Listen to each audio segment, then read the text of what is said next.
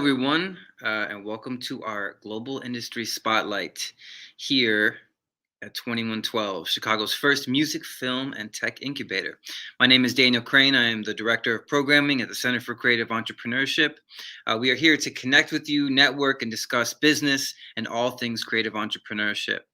Every week, we bring in different organizations, entrepreneurs, people who are building cool things. And who are innovative, providing education, supporting the sector. And it's really been a great start to the year. You can find all of these talks on our YouTube page, Facebook videos, and we also stream them on Spotify. So that being said, moving forward, I'm excited about today's guest. Today's guest is Brian Sykes. Brian is the project manager and music producer at ISPro Music, Insomniac Music Production, a record label, recording studio, and academy. He has dedicated his life to artist development and music business education. Insomniac Studios is currently offering classes for mixing, producing, and music business. I'm excited to have Brian in. He's a part of the 2112 family, and he's a great resource for people and is building some cool stuff. So let's bring him in. Hey, Brian, how's it going? I'm good. How you doing, Dane? Good, man. Welcome. So, it's nice to finally get you on a Global Industry Spotlight. We've met a couple times at programs that happened here at 2112. But I think just to kind of get started, can you talk a little bit about your background and how, you built this academy, and then we'll kind of get into the meat of that. Okay. Well, I've been here with Insomniac Studios. I first started here as an artist with a group called the God Hour, and so we were doing like inspirational hip hop, gospel rap. And so as I came along further, just stuck around the studio, was just trying to get some game from the head engineer Marlon King, and I just kind of seen just the talent that was coming in and out of this place, and just the mentorship and resources he was providing guys. And I wanted to come in and just help to take it to the next level. And so from then on, me and him just kind of just started game planning on just how to be able to elevate what it is that we do here, because we do a lot.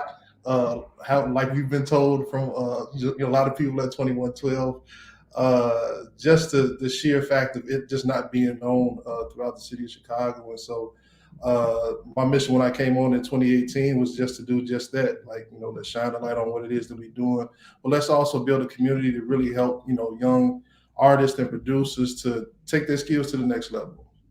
Yeah. And so just to back up a little bit, so you started working as just an employee of Insomniac Studios. So how did you get in? How did you know that, hey, I want to work at a music studio? Quite literally, the only reason I actually got here was because of my sister. Okay. And she was doing production, with FL Studios. And so I actually just wanted her to kind of go further with it. And so we was connected to Insomniac Studios through Donna's house, because we was a member there for a while. Ryan Fest is an organization. And so we got here, and we actually started dabbling a little bit, and that's how I ended up coming along. Like I said, I was here just an artist, just booking time and recording. So that's kind of how it started off. And 2018 is when I came on as a project manager here. So it's been a while. So, and you're right now, what we've talked about is you've built a school to really support the talent that comes through. Can you talk a little bit about what that looks like and how you've been building that? So we got ISPro Academy, right? So literally it's kind of been a word of mouth thing for the past maybe 10 years. It didn't really have a name at first, but Marlon was taking clients in to be interns and apprentices. And so from that group, we end up getting guys that were literally in Tempe, Arizona, running studios. We had another guy that ended up going to Cali. He started actually recording for big names like Kyle and different other artists, writing. And we ended up having another guy go to Atlanta to do some recording. And so ISPro Academy, we actually ended up coining that phrase around 2019. and really kind of brought it to a full band curriculum. So, the first thing that we start off with teaching music production, how to be able to make beats. The second thing we do is teach how to be able to record yourself properly. And the last thing is, which is my piece, which is the major piece of learning music business. So how to be able to collect your royalties, what are the beginning steps that you need to have as an artist to be able to reap the benefits from your work. And, what do you find that a lot of artists don't know when you're teaching the music business education? Well, art is a heart and soul process, right? So a lot of the time, everything is just coming out of you, and you just want to give it to the world. But a lot of times, artists don't look at themselves as a business, right?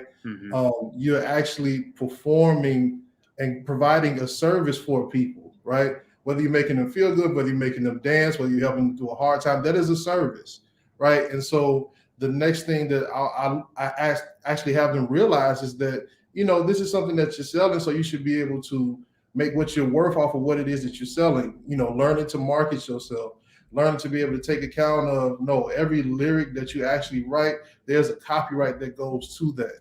Like, this has value. And so, artists from the past, whether it's been, from the 30s and 40s on up, a lot of them didn't even have the chance to even break down what it means to know how much they were actually worth. And so with them going through that actual process and having to, sing for these, major labels and other different companies that took advantage of them, my thing is letting them know that if this is a thing that's close to your heart, learn how to protect it. So let's figure out what a copyright is. Let's go through what a performance rights organization is. What is sound exchange? What is song trust? How do these things correlate together? How do you get into sync licensing? What if you don't want to be on stage all the time? Or what if you're a producer that, you're not necessarily looking for artists, or you have artists right now, they just haven't popped in the way that you want to. What do you do with the rest of those beats that's sitting there? Are they just sitting on a hard drive? Who do you need to connect and, come into contact with to be able to make yourself more of a viable business? Because with joining 2112, it really opened my eyes to know that there's so many different avenues out here for artists and producers to be able to make money. And so my thing is, I want to give the artists and producers as much power as they can to do whatever it is they want to do with their career. Yeah, it's a great point, and the work that you're doing is so important. I feel that, like you said, a lot of artists are just not aware of all of the possibilities of what of their music, right? Like you just mentioned, maybe you don't want to perform. Like, what are you? Or I like what you said. Like, what are you doing with those beats? Right. You have this great catalog of beats. You could be licensing those, for different companies and putting them out there, and collecting money while you sit at home, and understanding kind of the legality behind all of those is such an important thing. And I think for an artist, it can be very overwhelming. To actually go through the process of of filling out, what mood is it, the genre, what are the all the keywords and stuff like that for lyrics. Oh no, it's funny because I actually watched artists' eyes literally glaze over. Like, really, this is what we gotta do? Come on, man, get me back in the studio. Like, come on, what are we doing here? And I tell them, I identify with them. Like, I was in your shoes. So I understand this. Like, this has nothing to do with the creative process at all, but it's literally what a lawyer would sit there and do to make sure you reap the benefits of none of your work. Right. So, what I'm saying, it's going to hurt, but it's going to be worth it. Once you set it up and go through the process one time, all you got to do is just add on to what you know little by little now. You don't, just take care of what you got to take care of. It hurts though, I understand. Yeah, it's funny. I've definitely had friends who I've tried to help through that process, and they're like, "Well, what do I do?" And I'm like, "Well, where it says name, put your name. Just like you just have to start filling it out. So do you yourself help artists kind of walk through that process? Do you have a team that you work with, or like? That being one question, the other one being in terms of like just your general music curriculum, are there other things besides the licensing aspect that you help with? Just for the first question, it's a team of me, Marlon, Martell, and one of our newest graduates from ISPro Academy, Warren Davis, aka Ace Boogie. He's one of our actual producers on staff and engineers on staff as well. And so we most definitely coach the artists through, whatever it is, whether it's their writing process, whether it's their recording process, but also how to be able to record, how to be able to mix, how to be able to produce, master, all those different avenues. And then, like I said, we also talk about the music business as well. That was one of the biggest pieces when I actually got here, is that, you know, we start talking as fellow artists, and we start talking about the business and how much we don't necessarily like it. But at the end of the day, you start noticing around the room, like, how many of us actually really kind of understand the nature of the beast in itself. And so it just got to a point where it's like, nope, we kind of made a decision between all of us that if we have artists that come in, we want to be able to help to put you on game. You know what I'm saying? We want to be able to help you to take yourself and your knowledge to the next level, because all of these things are necessary, from finding out what your voice is as an artist, understanding, certain formats of song structure, finding out who you are as, when you're putting yourself out there in front of a camera, like we're doing now, to be able to talk to the people that you're trying to actually get money from. Like, who are you? What is your goal as an artist? What is your purpose in being here? Why should I even pay for anything that you have, and how can I relate to you, as a human being, aside from being an artist? What is the thing that actually makes you want to create art? And so those are the things that we really do here to help cultivate the artists that we work with currently. Secondly, I guess that's the first and second question. It's kind of all encompassing what we do here. We try to be a one-stop shop and really be able to feed in that mentality for the artists. Yeah, and so the pandemic hits, everything changes. How have you seen? Has there been any shifts for you guys because of the pandemic, or is it kind of business as usual? What has been that transition? It was most definitely difficult. We were trying to understand what in the world was going on. Am I supposed to be around people? Should I not be around people? If so, what does that look like from a client base of your whole understanding of your business is actually having clients to come in and record. And so, that provided like a very direct challenge for us, to the point where we had to really give a lot of thought about what are we going to do next, because I'm not trying to get sick, Right, but right, of course. which it ended up happening anyway, you know what I'm saying? But you try to figure it out. And so the next best thing that we started to do, we actually started to contact our clients and actually do some consultation on what type of equipment that they should have at home. So, if they still wanted their music mixed and mastered, okay, cool. Because we've been burnt a couple of times, like any engineer knows, guys like to try to record themselves and they in the loudest room possible, the kids running in the background, all those different things. I can't give you a good mix. I can't do it. It's not possible. So we really started just building in that aspect of, okay, so artists don't feel like they can't create or they can't see their work come to life. Let's sit down on the phone.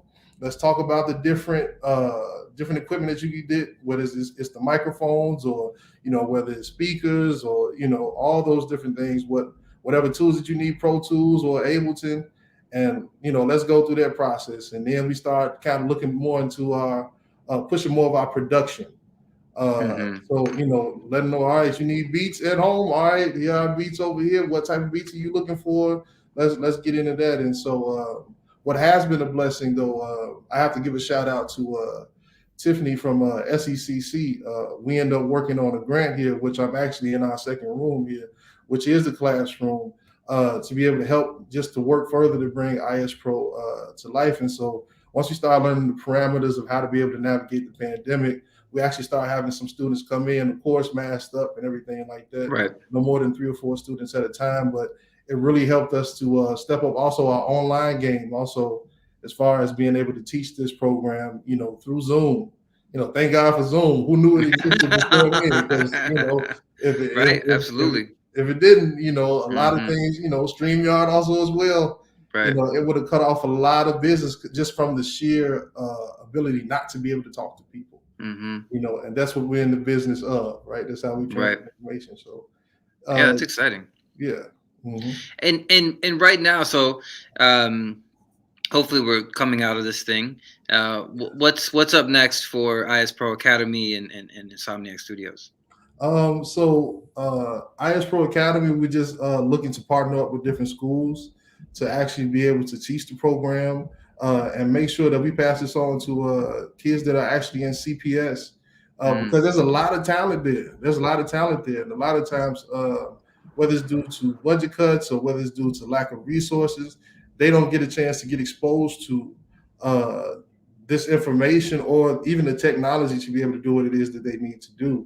I have to also shout out, Mr. Sander from Chicago West Community Music Center. We just closed the deal with them, so we'll be working with them on Saturdays.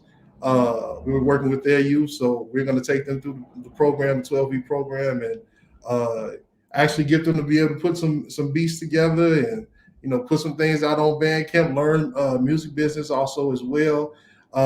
With the studio, we actually have a team of artists that we work with, so we're looking to have some shows that we're going to put on to be able to actually display a lot of the talent that we have here, whether that's Micah Estelle, she's a rapper, singer.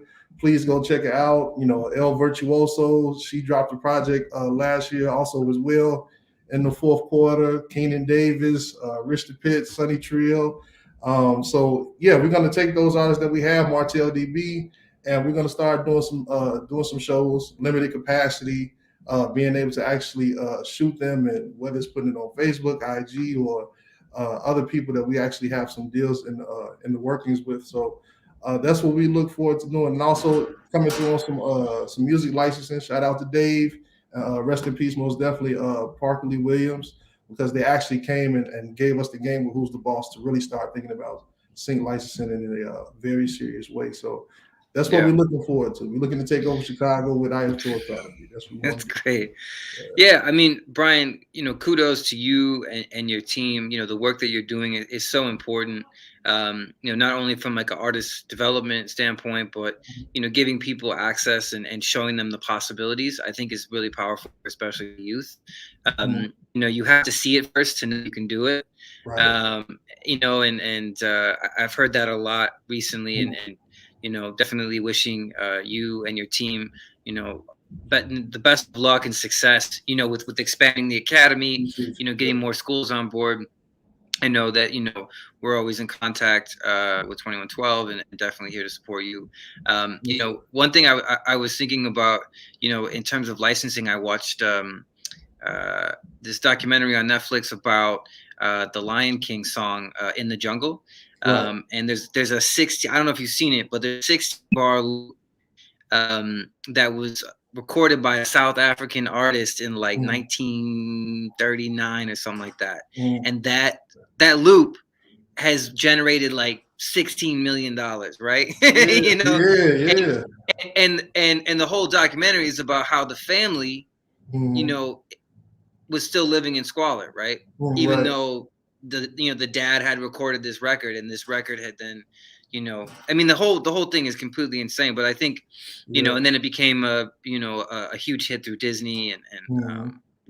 the documentary is interesting. But I think what's an important lesson there is just that your to archive your work in a proper way can Right. really ensure yourself and your family maybe future financial success, Right. um and that you never know what you're sitting on, right? Yeah. Necessarily, Yeah. you know Yeah. um but well, great. Well, Brian, thank you so much, for taking the time to talk to me today. It's great to hear about the work and see the work that you guys are doing. I'm Yes, going to sir. put this below. Everyone go check out ispromusic.com. Brian seems to have his hands in everything and is doing a lot of stuff, I'm trying. so definitely reach out to him, or reach out to us if you want to learn more about what they're building. Mhm. And yeah, thanks again, Brian. Oh man, I greatly appreciate it. Greatly appreciate it. Most definitely contact us about anything. We're most definitely looking to work with everybody in the city at whatever capacity we can figure that out in. And yeah, trying to help to turn the city around as far as music goes. And we have all the resources here. We've been in that city for a long time, Yeah. so we really just looking to work and connect with everybody. Let's make our city great. Awesome. Great, Brian. Well, stick around in the green room. Yes, And sir. thanks again. There you have it, everyone. Brian Sykes from ISPro Academy, Insomniac Music Studios. A great resource and a builder who is, creating some amazing programs for youth, to educate people on, music production, but also music business, which can be very tricky, and can also be profitable if you pay attention, right? So definitely, check out what they're doing. Thanks again for listening to another Global Industry Spotlight. My name is Daniel Crane. I am the program director for the Center for Creative Entrepreneurship. Please visit cceglobal.org. Check out what we're doing. We aggregate free workshops every week. We do our own programs. We're building networks and resources for the creative entrepreneur. Next week, tune in. I'm excited. We're going to be talking to Pablo Boskowski, who's the faculty director of the Master of Science in Leadership for Creative Enterprises program at Northwestern University. So it should be a great conversation, kind of what they're doing from an educational standpoint. And I'm looking forward to talking with him. I am wishing everyone a great rest of the week. Stay safe, and we will talk to you soon. Take care.